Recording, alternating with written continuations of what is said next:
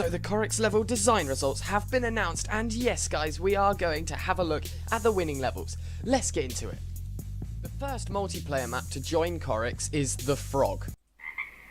This one was sent in by Alan, and I tell you what, he has done an amazing job at it.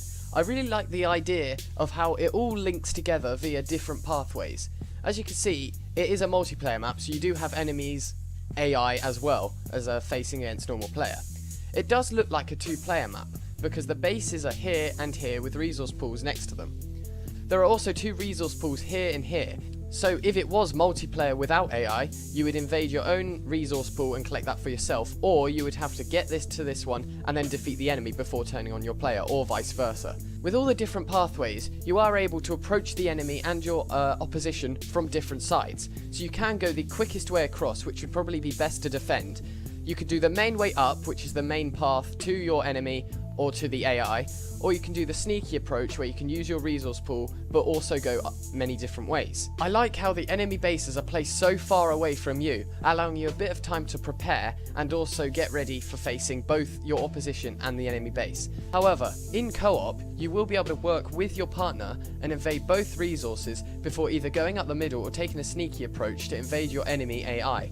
So you can invade from this way as well as these two different pathways. I'm really looking forward to seeing how people will play this map, either by going for a straight attack across to their enemy, or by using different approaches by going all the way around, or rather just down the middle.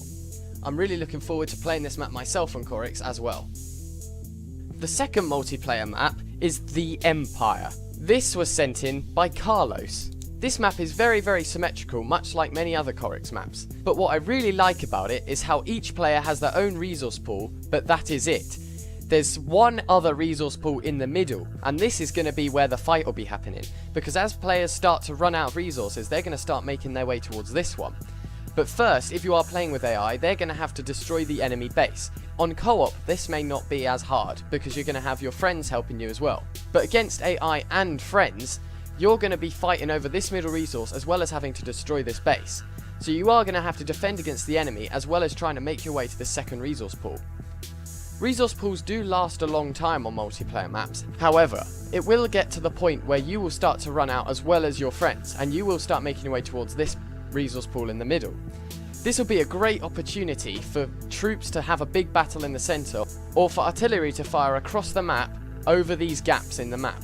The many different paths leading to different enemy bases is really intriguing as well, how you can take a different approach by invading this enemy or by taking a different pathway while invading this enemy. This map is going to have a lot of battles going through it, and I'm wondering how the workers will be able to cope whilst trying to get to this energy resource.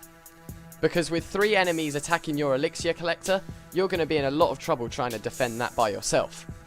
I can't wait to see how this map will play out. This duo multiplayer map is called Two Towers and was sent in by Jamie. In this map, the enemy are quite far away down these two pathways, one for each base. You each have one energy pool with 2 energy pools that are really close to the enemy energy pool. So if you can get to both of these and defend it, you will then be in control of 3 energy pools compared to 1. However, if you're in control of one energy pool while your opponent is in control of another energy pool, there might be a bit of an artillery battle going on here while you kill each other's workers. So it might be a good idea to gain control of this middle bit so that you can defend your own resource while also attempting to annihilate your energies one. There's also this technically your third but 5th energy resource of the map to claim here just in case you need it. If you are playing against AI as well as against an enemy, this might be difficult protecting your own energy resource while also being bombarded by enemy. However, it will be the same for your opponent. The enemies will take a long time to get up to your base, however there will be a constant flow of enemies, as well as troops and turrets attacking you from your other opponent. So this map might actually be a lot harder than it looks. There are 2 points where you can meet your opponent in the middle, and that is here and here. So either at these 2 points, there's going to be major battles going on. Here for control of these 2 energy resources, or here just because you're fighting over getting to each of your enemies. I'm quite interested to see how the different plays are going to work with this map, because even though it looks quite simple, I reckon it's going to be quite hard to navigate and play. The final multiplayer map to win is called Double Up, and was sent in by Joel. This map reminds me of the first multiplayer map called Face Off, which is basically a sort of simplified version of this. I like how Joel has adapted Face Off to make it a little bit more complicated and a little bit more fun, especially since face-off is only for 2 players, whereas this double up is for 4. Playing against AI, the 2 enemy bases are in the middle, and they'll probably separate between all 4 players. But as the level continues, the AI will continually get stronger, so you will have to eventually go and have to kill them. So it's sectioned it in like a tournament process, where 2 go against each other and then the winners will fight each other. Obviously this is probably not how the map might play out, but what it looks like is if these 2 bases play against for this resource, and then one base will lose, and the same will happen over here.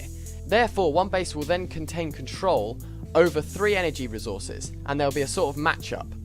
It's quite unlikely that a base from this side will go for an invade and manage to take over resources from this side, unless this base is hunkering down and letting these bases take control of the energy resources in case this one had died or suicided.